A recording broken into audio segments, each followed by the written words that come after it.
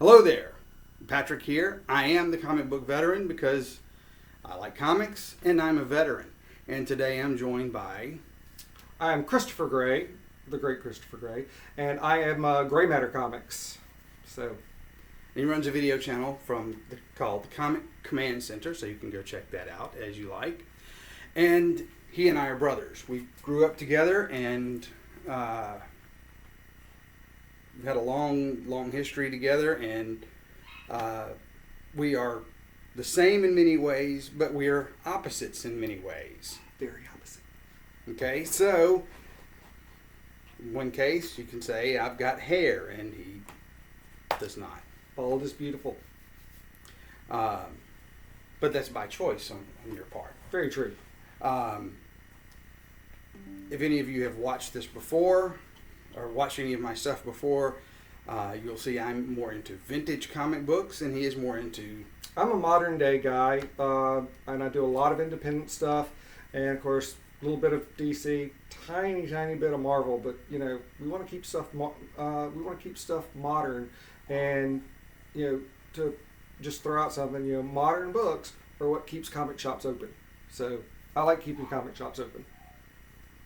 Fair enough. You'll see another example. He's wearing an Apple Watch. I'm wearing a vintage timepiece. Again, the same but opposites. So let's talk about a couple things. A couple of questions for you. What are your earliest memories of comics? I remember as a kid, we had various comics, and I think those were some that you'd gotten from our Grandma Gray. I also remember being sick at home, and our dad bringing me a small stack of comics because I was at home sick by myself. But I will say this, I remember the first comic that I bought for myself specifically to start buying comics was off the spinner rack at a place called K&B Drugs, and it was Transformers issue number 4. And so I started buying Transformer comics as they would come out, and then I think there was a big gap in there, and when you came home from your first year of college, you had started collecting books, and what got me back into, or I guess being a regular collector, was Death of Jason Todd. Was getting in there and starting to pick up those Batman books, and I've just collected ever since. Well, similarly, I remember, and I mentioned this in another episode, I think actually my episode 1, is that going on the road with Grandma Gray to go up and see Grandma Watson in Vicksburg, and she would buy me a comic book and I would read it. And I remember those, they had the big Treasury editions, yep. And those were so much fun for me. I do have a few of those in another room in the house that were mine, and you and I both read them and tore them up and so on and so forth. Anyway, and similarly, there was a period where I wasn't into comic books, and that was through junior high and high school. But as you said, I went off to college, and I mentioned this again, is in August of 1988, a buddy of mine said, "Hey, I think you'll like reading this." It was my second year of college, and it was a trade paperback of The Dark Knight Returns. And all of a sudden I was like, Batman, this is not like anything that I've ever read before. And so I got into, I immediately went over to a place, it's no longer in business, but Hub City Comics. Yep. And it happened to be the first day that Batman 426 came out. The death of Jason Todd. Yeah, it started into that because we picked up, I remember reading Dark Knight Returns and then Watchmen. Those were the two I remember you bringing home and saying, read these. And then, like I say, I started picking up that Batman, A Death in the Family, and I may have been the only person in Natchez, Mississippi at the time that was going by buying, because I would buy them in bulk, because you could go on the spinner rack and there's 6 or 7 books. So you just pick them all up. And, you know, at one point I know I had multiple copies, and they would sell so unbelievably well. They were just so hot at the time. Yeah, he is based currently out of Kansas City, Missouri. I am back in South Mississippi after going all over the world with the military. But I went up a few years ago to the Planet Comic Con in Kansas City. It was the first time I'd been to that convention. And there was a man there by the name of Jim Starlin. And knowing that he was going to be there, I brought my Batman 426, 27, 28, and 29, and I had him sign all of those. And I told him, I said, look, these books really changed the trajectory of my life, because had it not been for what he was doing writing Batman at the time, I don't think I would have been as hooked as I was. And he looked at me with a very serious face and he says, "I'm sorry." and it was fun. I had several really great conversations. Oddly enough, I did something similar with Roy Thomas, because I had Roy Thomas sign my Captain Carrot and the Zoo Crew #1. I know it's ridiculous, but this was one of the books that my father had gotten for me in this small stack of books, and I loved it. It was great. It was fantastic. And, you know, it was one of those books that when you're that young and you go, oh, I love this, I would love to get more, but had no knowledge of how to do that. And so, of course, as I got older, one of the things that I found was the Captain Carrot Omnibus, which I have a copy, and I have given a copy to the nieces and nephews here. So anyway, you can't go wrong with it, and it's a beautiful book. I've actually never read it. Oh, it's silly, but that's Yeah. and that's the thing about to me about comics is when you get into the stories, or comics can be taken seriously. They can be, everything in the world, and then you get the ones that are just fun. And I like the one, I like my Dark Knight stuff where it's so in depth and it's so intense. But then on the flip side, I like shirtless bear fighter, for goodness sake. I mean, how do you even come up with a shirtless bear fighter that's so ridiculous and so over the top? It's just, fun to read. Yeah. It's the escapism. I've not read that one either, but I've heard a lot of really good things about it. So since then, we're talking about 1988, have you had breaks in your collecting? Yes. Children, don't have them. They're expensive. They take up your money. They're expensive. So probably from 96, 97 to 2002, 2003, there was a break. And then probably 2012, 13, somewhere in there, there was a break for about another year and a half, 2 years. And those breaks actually broke up my Batman collection. So I could go in and see what years I wasn't getting based on Batman, because my Batman collection at the time I was trying to get from 400 on, and eventually they stopped it at 713. I have since gone, and now I'm working on 200 to 713, which I have that full run from 300 and up. It's in the 200s that I'm working on now.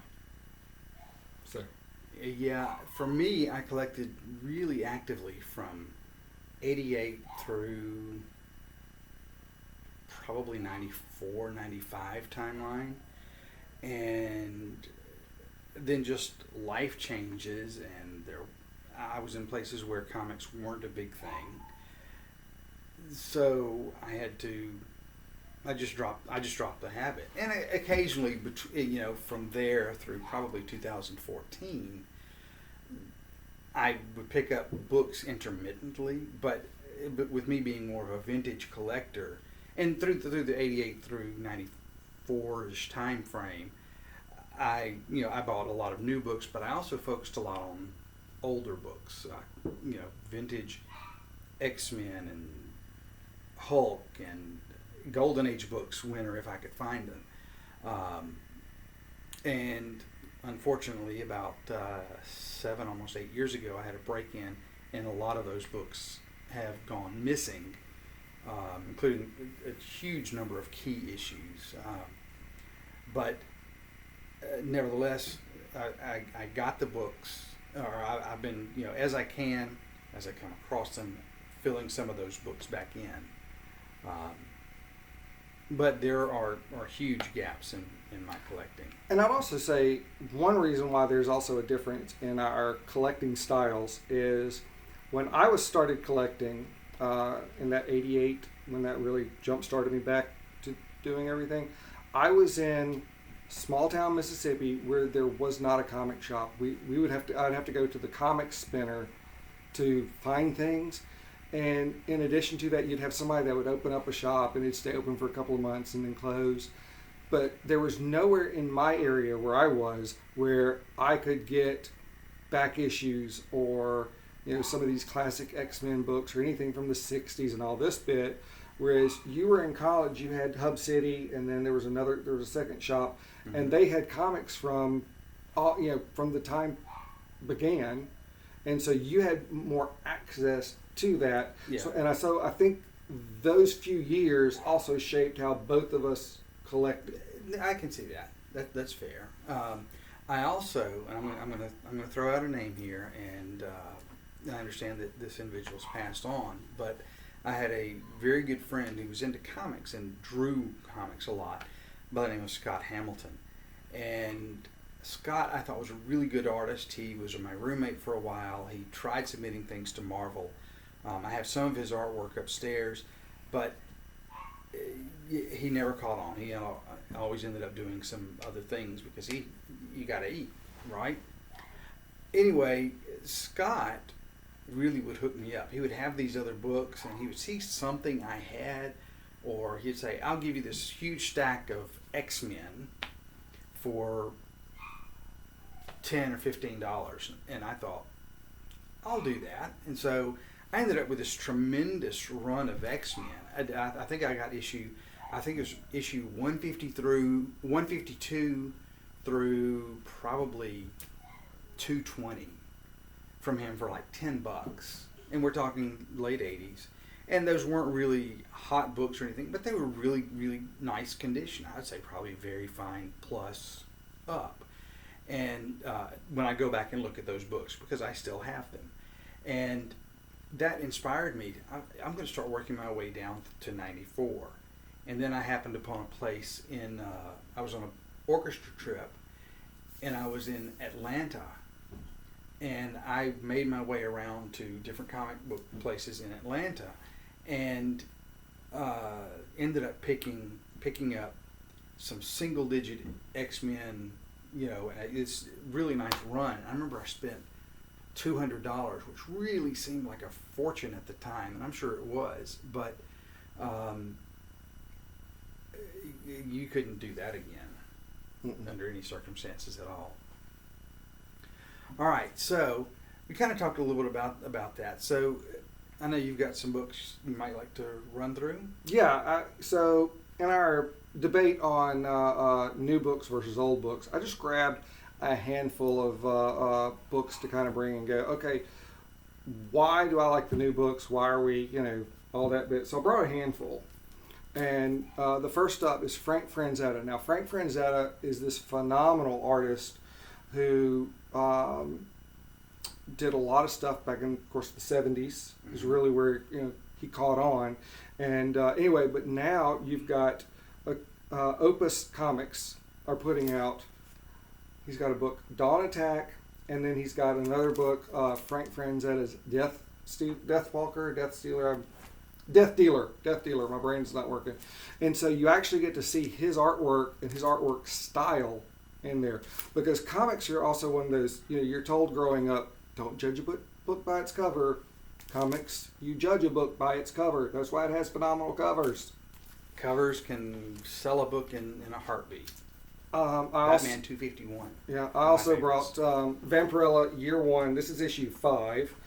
Christopher Priest, who's a phenomenal writer who I've yet to meet, but I'm anxious to one day do. And you're also getting, so back in the 90s, you had all these variants that would come out, and they were basically the comics with different covers on them, and it helped collapse the comics books in the 90s. However, now what they're doing is books will come out and you'll have a plethora of covers, and it's actually helping the business because you have certain books that will come out that say, for instance, Unknown Comics, which is out there in a company that I've routinely bought from, they will get a variant that is specific to them. And you'll get other companies that do it, and then people go, oh, I want that variant. It also introduces you to artists that you may not have heard of before. And this is one that just blew me away. The name is her, she's Selena, and sorry for the glare, but beautiful cover on that. Anytime I find a book with Selena's artwork on it, I grab it. And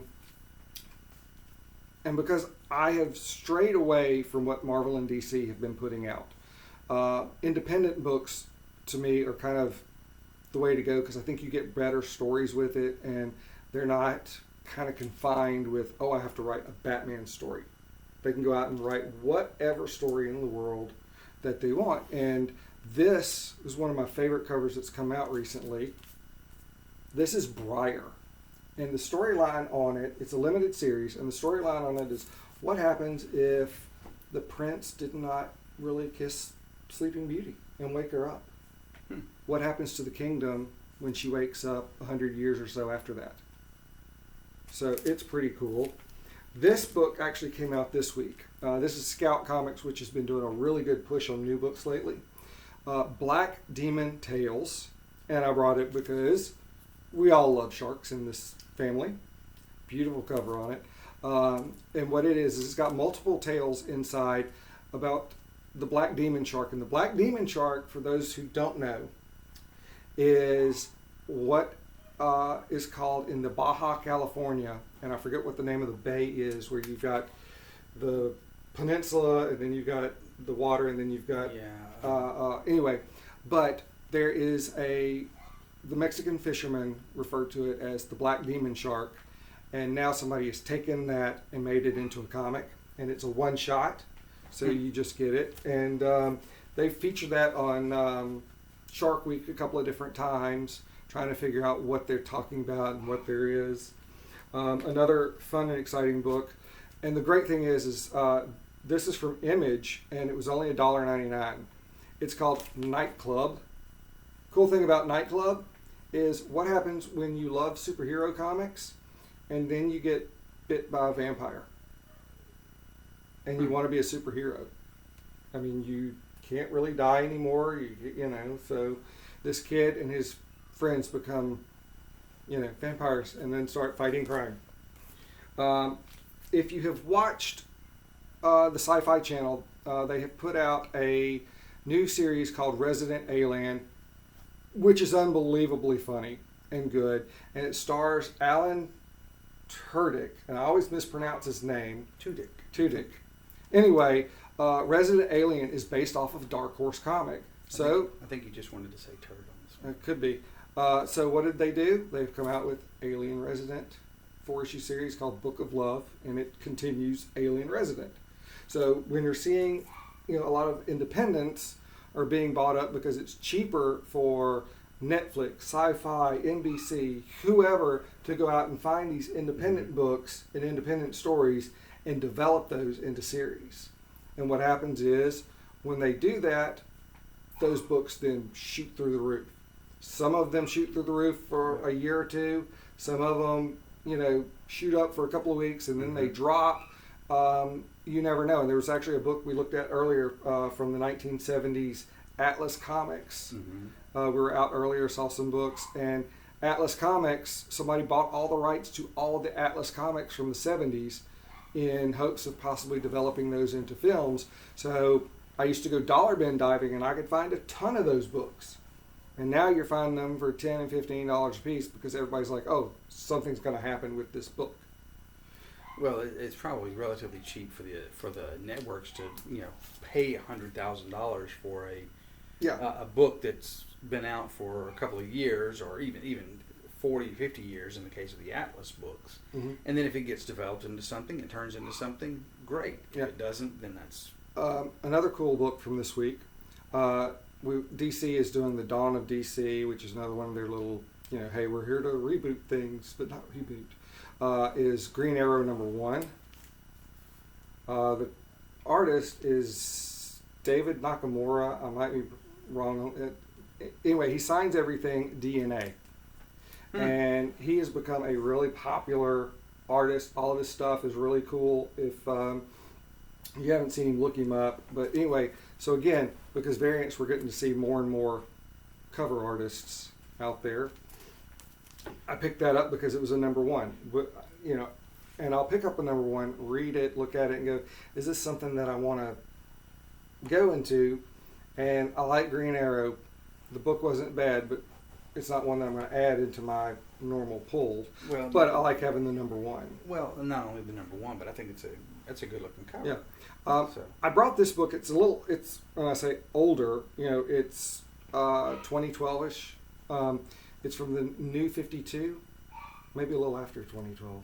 Anyway, Harley Quinn 0. And the reason why I brought this is, one, you've got a plethora of people buying this. So I bought this when it first came out.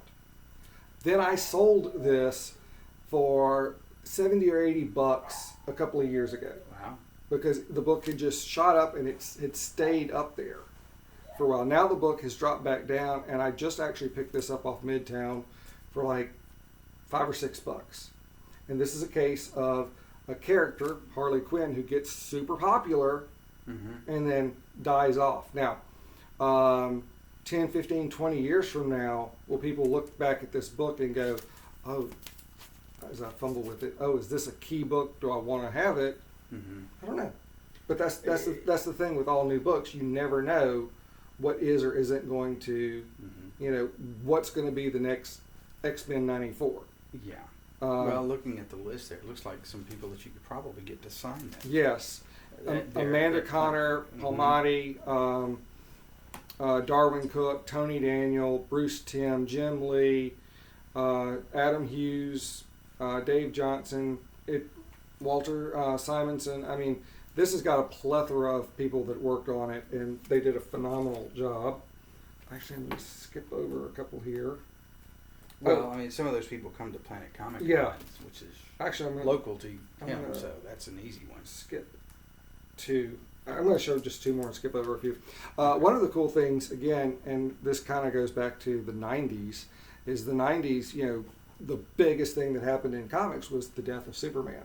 Yeah. I mean, some of the biggest, oh my God, they killed Superman. And out of that, they introduced Connor Kent, who became Superboy. Right. Well, now Superman has a son, and they're doing a series with him. So in relaunching Superman, because Superman went away for a while, and now Clark Kent is retaking the mantle of Superman, John Kent is doing something, they decided, let's bring back Connor Kent again, and he can be Superboy. And this is another homage cover to Superboy #1 that came out back in the 90s. So it was kind of popular at my store anyway, that people go, oh, I want that cover for the nostalgia of what the 90s series was. The nostalgia effect is real. Yes. And I actually bought this book from a friend of mine. So one of the great things that I like that they do now, it's a 7-8 years ago, blank covers would come out, and you would get one blank for every 15 or 20 that you would order or something like that. Blanks were rare, okay? And so it was great to get a blank cover because you could take it and an artist could do something with it or whatever. And one of the main things that I would do is pick up the blanks, because I know that every blank that I picked up, I could generally resell online, and people would pay almost double because they're like, oh my God, it's a blank cover. Well, this is a great example of what people do with them. Now, I'm going to take it out because you'll have to see this without the glare. This is a hand-painted Alien #1. I bought this actually from a friend of mine named Emily. Okay. I'm sure the pictures are not doing this book justice. Yeah, it is. It's pretty amazing. The work on it is absolutely beautiful and came with a COA, and it is done. It's hand signed by Esteban Salinas, and so it's an original piece of artwork. And to be able to get something that's, again, the modern book and being able to get blanks, and now I walk in on a Wednesday and you go, oh, here's a stack of blanks that everybody's putting out. I've seen some amazing things that people can do. And so, thus, so for me, like I say, getting into the artwork of it, and I look at, again, I judge things by the cover, but then I also go, what's the interior artwork when I look at new books, and I pick them up based on story and cover, because who did the cover this week? Who did not? And so when you start looking at that, Art Germ, who I've turned you on to, fantastic stuff, and it goes to. And I pick up some older books now and then, but also I want my local shops to do well. So by the way, anybody who is listening to this, and I do this at the end of all my videos, but I want to make sure it's out there, okay, is always clear your pull boxes. Don't let your books sit there for 2 or 3 or 4 months, because if you do that, your comic shop will close, and then everybody will gripe and complain, well, the comic shop closed. I can't get my books. Well, it's because people don't go out there and pick up their books. And that's the #1 problem that local shops have, and the #1 cash flow that they have to keep them open are new books. So for me, you're tying up their inventory, their cash reserves. I have a degree in accounting, so I understand. And when you look at older books are great. They're phenomenal to have the value on them, but the chances of somebody walking into a comic shop and going, oh, I'm going to buy this $1,000 book today, may only happen once every couple of months, if that. Depending on your local depends shop. on the shop. I've seen shops that'll cycle through them like that. Yeah, some shops do, but like I say, you're getting smaller and smaller shops, and I know shops now that won't even deal with back issues because it ties up too much of their inventory, and they're trying to keep everything fresh and new and trying to do it. And then I have friends of mine who do what's called a garage con, and if you want old books, slabbed books, key books, these guys are the guys to go see, because they will set up. And this guy has a beautiful setup in his garage. He opens it up, and then he has a couple of people that he knows that come and set up tables outside his garage, and everybody it's like a garage sale for comics. And they have everything you could need when it comes to older books. And I also throw out the comic shop I go to right now is called Clint's Comics in Kansas City. It is the oldest comic shop in the country, and they have stacks upon stacks upon stacks of classic comics that you can't even get to all of it. But she doesn't to go there. She doesn't have enough people coming in buying those to make it worth the to while. make it worth dig them out. To dig everything out and display. And she only has so much display. Yeah. So it comes down to I've got to get the new books, and then also comic shops have the whole thing of, oh, this book is coming out. I don't know what's going to be hot because they're ordering months in advance. Do I order 15 copies or do I order 5?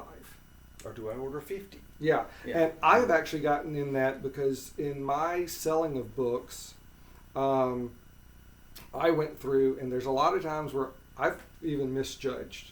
And I've bought extra of certain books going, I'll be able to throw these online, or I know people that'll want them. And then it didn't sell as well. And then vice versa, I've done it, and then said, wow, maybe I should have gotten more of those books. And then they're all sold out. So, Now, at the outset of this video, we talked about how we're brothers and we're kind of opposites. Now, he, just as he's mentioned, tends to sell a lot of books. So if somebody wanted to look you up on eBay or other selling places, where would they look? Gray Matter Comics. Okay, so there Easy you go. to find. So let's go with that. Now, as we talked about, he's shown some vintage books. Recently, he was at the Planet Comic Con in Kansas City, and I sent him some books to get signed for me, and he was able to do that. And I'm super excited to get these books back today. He brought them to me, and so today was the first day I've been able to see him back. So I'm gonna run through these real quick. Again, new books versus the vintage. Here it's my Marvel Superheroes number 12. Sorry for the glare, but you can see, where did it go? Right across here, looking in signed by Roy Thomas. So I'm super excited about that. And Roy Thomas is one of the nicest, most amazing gentlemen. And I don't throw that word out a lot when it comes to people, but he is truly an amazing gentleman when it comes to talking to people and talking about comics and his artwork. Phenomenal guy. I was able to meet him a couple of years ago and get some of my other books signed. Here is a Doctor Strange 169, the first issue with Doctor Strange on the cover, and you can see he's signed right across here for me. So it could be seen. Yeah. Because it's such a dark cover. Here, Avengers 55, signed right across here. I have another copy of Avengers 55 and the Doctor Strange 169 that he signed for me before. So these are actually my doubles. Here, Submariner number 1, signed right across the bottom. Then, what I think is probably a very fine plus copy, Star Wars 1, first print, not a reprint. So, and that's signed. A book that, if we thought about it, he should have gotten signed by Howard Chaykin last year, when Howard Chaykin was there. Well, that was one I didn't make. I know. Unfortunately. He should have sent it to me. Now, I'm going to go through a couple of other ones here that are. I'm going to do this in a certain order. Nick Fury, Agent of S.H.I.E.L.D. This is number. Oh no, I'm sorry. This is Strange Tales 167. My mistake there. Signed by Jim Steranko, one of the most beautiful signatures in all of comicdom. Absolutely unmistakable. And Steranko, if anybody ever has the chance to meet him, it's well worth it. He has got the craziest stories of all time, and Yes, he does. refuses to have his photo taken with anybody. Will not let you take a photo of him. I got one before he told me. He snuck one in. I But did. Steranko, I mean, that man's wild. And he's a tiny man that looks like like a gust of wind would blow him up. He needs a sandwich. But He's amazing. Here I'm going to go with the Captain America 110. Again, signed by Steranko. Absolutely, I can't get over his signature. I never have. I have probably a mid-grade copy. Captain America 113. Again, the signature right over the moon. I think just beautifully placed, in my estimation. And then one of the, and you'll see that a lot of these books that I have that got signed are not the highest graded copies, but I really feel like a lot of these books are pop culture history. They are the history of the United States, and it's just one of those things. Incredible Hulk, King Size Special, signature right there, and as some of you will know, Steranko is brilliant with colors. So of course, the signature, I don't know if it comes through there or not, but it's in green ink. So I think that's just one of the. Even when I got him to sign some books for me, when I met him before, he the conversation was, I asked him, or he asked me what color I wanted him to sign, and I was like, "You're brilliant with colors. You are the man when it comes to that." So he picked the colors and went with it. Now this book, I'm a huge X-Men fan, and this is X-Men 49. You see the signature there. Again in the blue. That's the first small appearance of Polaris, and then the 50, which again you see is majority green cover, and he signed again in the green. And I'm just over the moon excited about having those books back. They will end up on my display wall. And yeah, so there you have it. We have a conversation between two brothers in comics. Comic Command Center there. I'm the comic book veteran. Appreciate your time watching today. I know this has been an extra long video. Maybe I'll break it up into a couple of parts or something that'll be easier to process. And what I always like to say at the end of the video is, don't forget to clear your pull boxes and just be excellent to each other. Pretty simple. There you go. All right, guys. Thank Thanks you for very watching. much. We're out.